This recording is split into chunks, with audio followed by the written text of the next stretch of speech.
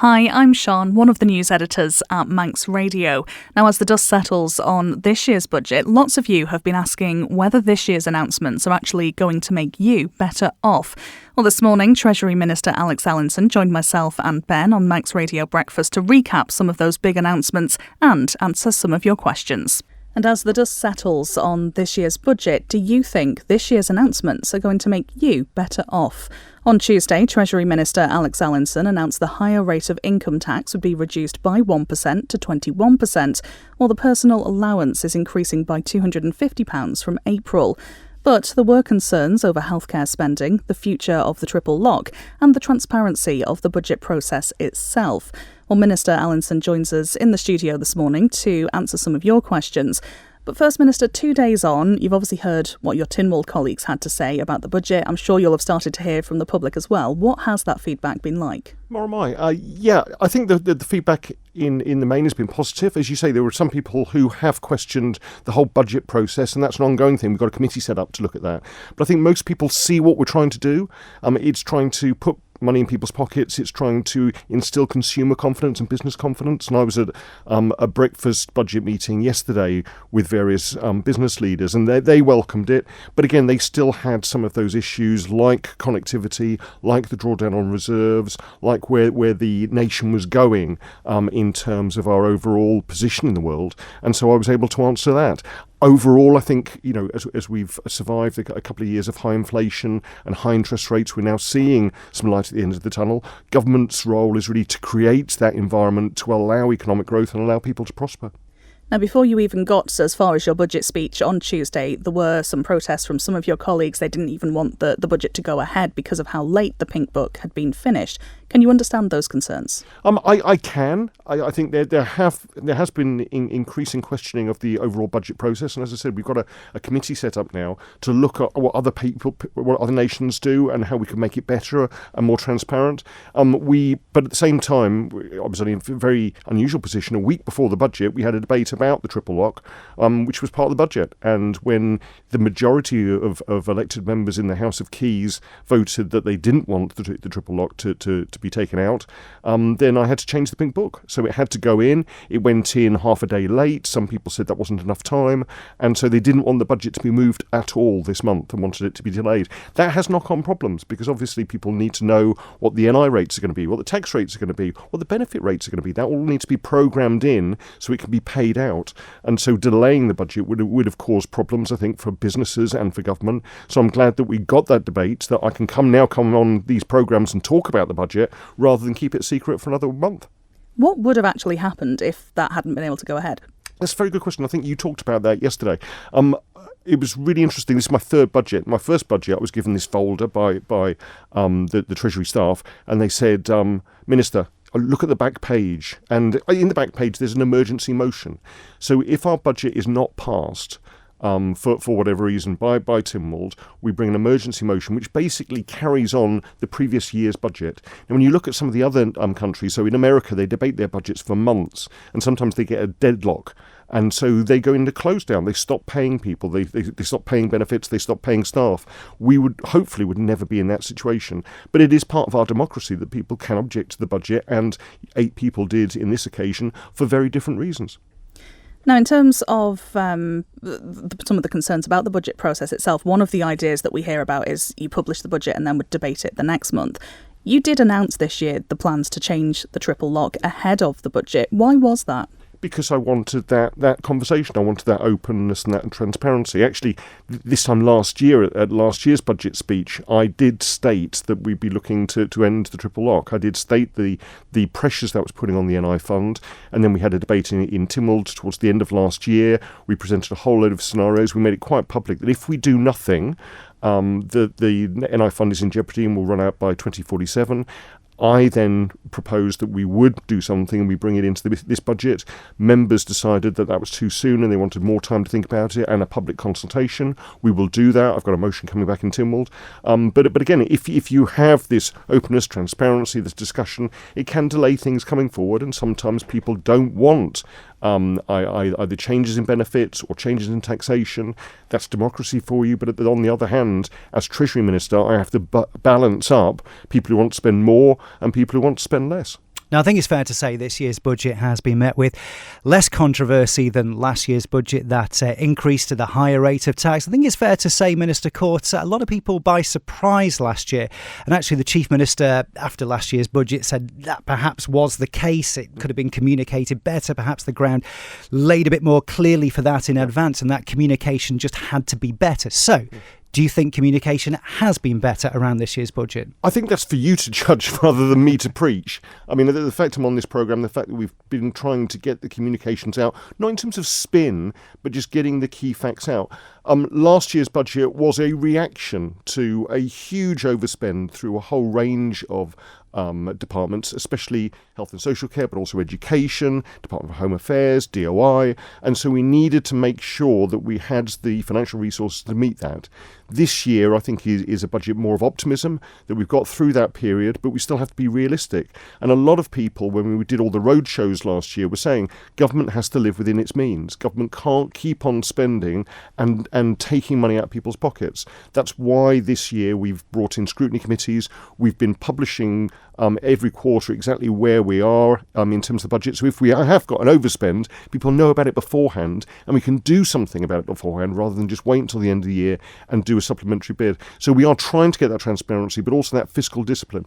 And again, less controversy, we think, than last year after that tax increase.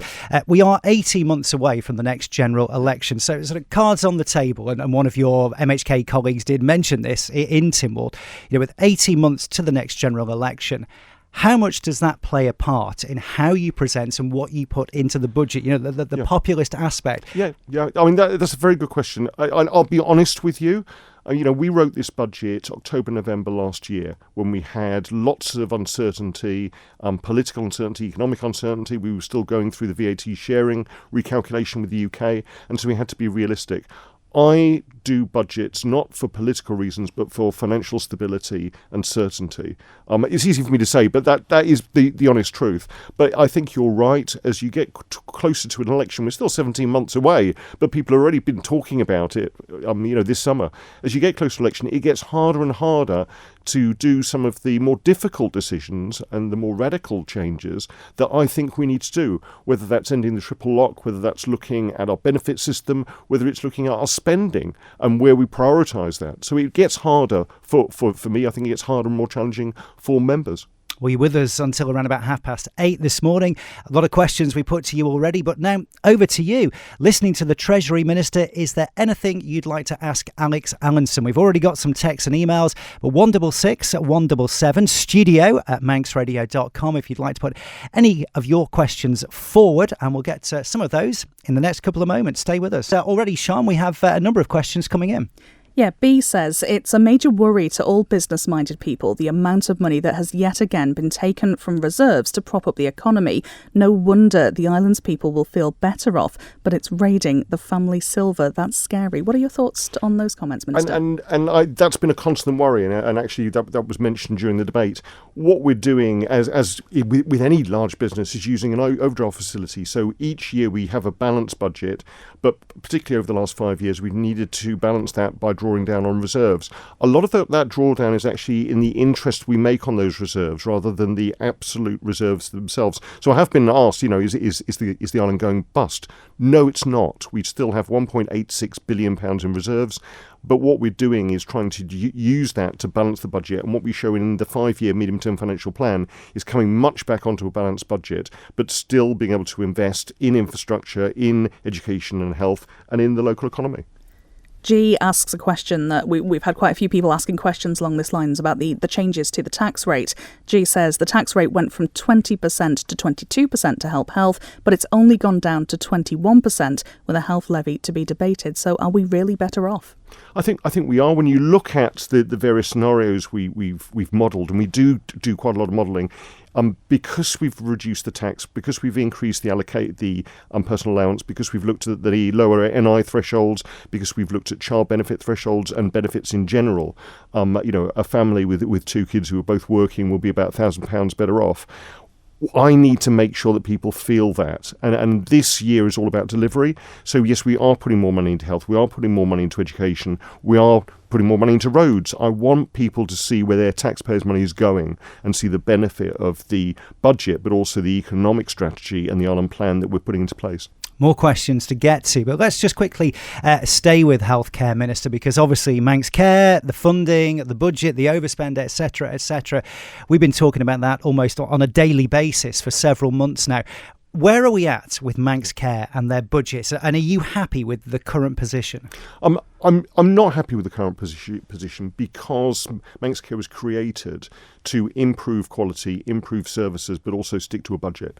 And this arm's length idea was meant to bring less political involvement and more clinical involvement into the provision of healthcare. But since 2019, we've seen health and social care spending. We've had £100 million in supplementary votes going into it. The budget for this year was 347 million. The budget for next year, we're making available 371 million pounds for it. And again, as I was saying, we have to deliver. People have to see the benefits of that, which is why I was really impressed by the Minister, Claire Christian, coming forward during the budget saying extra resources. The main priority this year would be in primary care, in GP services, in dentistry, to actually make sure that people could access those early, get preventative medicine, rather than end up in A&E and Nobles. How crucial is it, Manx Care's spending? How crucial is it that it's brought under control in the next year? Because a lot of people listening now might think if it's not, then what will next year's budget involve? Will there be further tax hikes again to cover the costs? It is essential. It's now the biggest part of our government spending. It's outstripped even benefits and pensions now at a total of £387 million. And so an even small percentage overspend of that can be the entire budget of Home Affairs, the entire budget of DEFA, who've been cutting down all the trees. So it's absolutely vital that they come in on budget, but also that they provide those services. And that's why we need healthcare reform. We need to put the patient first. We need more on-island facilities in terms of treatment rather than sending people off island. But we need also to look at how people are treated in primary care and stop them having to need what can often be expensive and time-consuming treatments either here or across. You mentioned there that budget of 371 million. I think that's 357 million budgeted and a contingency of 14 million. What happens if that contingency isn't enough? If that contingency isn't enough, we will then be in the same situation of overspending. But the reason why we're keeping money in contingency is really to try to hold the Manx Care Board, who are responsible for the spending of the organisation, to account. You know, I want to make absolutely certain that the information that they're giving to the department who oversee them is correct, is on time, that we know where the money is going, that we know that it's being spent on frontline services and to the benefit of the patients of the Isle of Man. So it's absolutely right that we have that scrutiny on their budget and that we hold them to account to provide the services that they are being provided the resources to do. There are so many questions we could put to you about Manx Care and the budgeting going forward, but the clock is against us, so with about 3 or 4 minutes to go, let's get back to some more of our listener questions. One here, how does the budget setting process work in practice? This is a good question. Is it driven by COMIN or the civil service, and do COMIN, as our elected representatives, have sufficient control? So that's a really good question. It is very complicated. There are loads of spreadsheets involved in terms of what money's coming in, what money's going out, what we might need to spend. But at the end of the day, it is a political decision. At the end of the day, this budget has my fingerprints all over it. The tax increase was my idea. It wasn't a civil servant saying, I think you need to do this, Alex. And it wasn't popular, but it was absolutely, I think, the right thing to do. So this is a political decision. The budget, we ended up discussing it this year for about 3 weeks, and it went backwards and forwards in COMIN. Every minister had their say. There were significant changes. We had all the civil servants in the room, and they were told to make changes to the Pink Book. So it is a political decision. This is something that is driven by the elected representatives of this island, not necessarily by civil servants, although I really value their advice and their counsel. You've talked a lot about this budget putting money back in people's pockets, particularly ordinary working people. On Facebook this morning, Patrick says, when are we going to get rid of the tax cap for high net worth individuals? Yeah, and so what we did in this budget was increase the tax cap from 200,000 to 220,000. We've also now produced a report, which is on the website, looking at the role of the tax cap. Tax cap was brought in 2006 to retain wealth here and also encourage entrepreneurs and high net worth people to come over here and invest.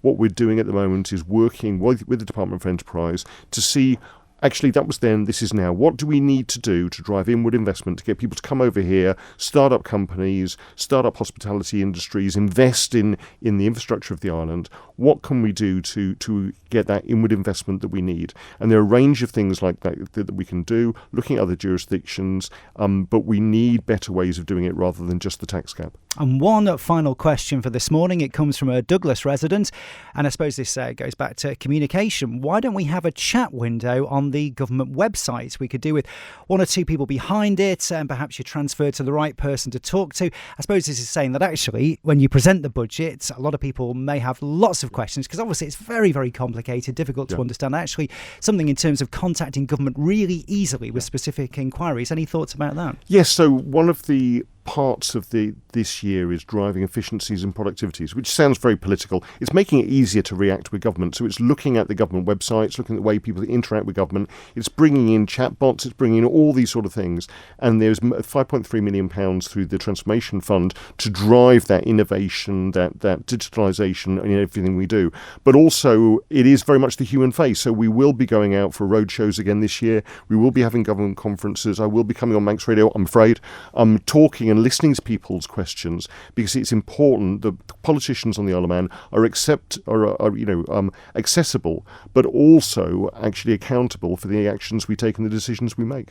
Well, Treasury Minister Alex Allinson, we know it's a busy old week for you, so thank you very much indeed for joining us on breakfast this morning. We're really grateful for your time, but it doesn't end here. We're getting our money's worth from you over the next few days, because you'll be with us on Man in Line next Wednesday, I think it is, isn't it? Yeah, here for the whole hour to join Andy. It's a whole hour for you to get in touch. You can call, text or email, but before that, tomorrow evening, 5 o'clock, our special budget programme hosted by Beth, when you'll be there along with our studio audience as well. This is taking place at Lukey's Bar at the Palace Hotel in Douglas. If you'd like to come along in person and put your questions direct to the Treasury Minister, there are still, I think, a few tickets left. It's been sort of hotly subscribed to, this one. So tomorrow evening, 5 o'clock, register manxradio.com. You can listen live. It'll all be available as a podcast afterwards.